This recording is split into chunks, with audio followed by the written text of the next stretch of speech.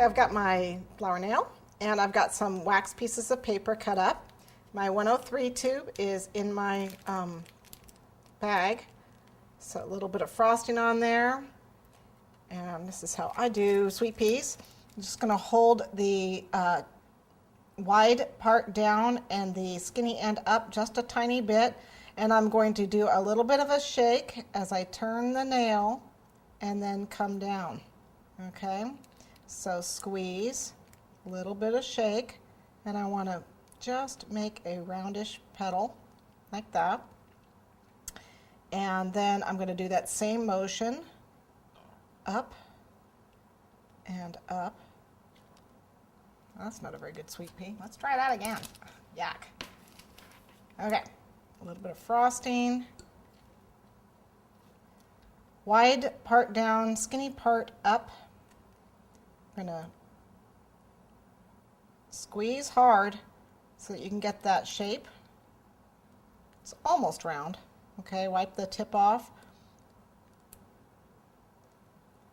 And then 2 ears, like so. And then you want to hold the tip straight up and down, press, and then again so that you can, whoops, so you can get 2 of them right there together.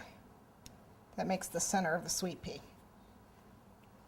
Okay, so let's do it again. Make it look better than that. That's not a real great looking sweet pea.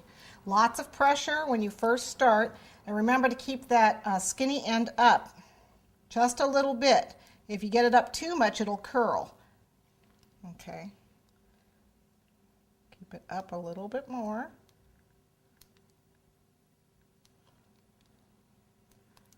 And then straight up. Try and get that back as round as you can. It's hard to do it in front of people. Do 1 million of these. Let's try it again. Lots of pressure. That came out much better.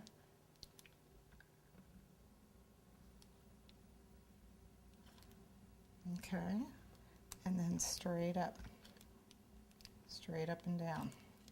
There we go. That looks like it's supposed to look. Much better. You can use a little cornstarch on your finger. I always like to just pinch together at the bottom, and you can use cornstarch to help do that. Oops. Okay, so we need to make a whole bunch of these, about 36.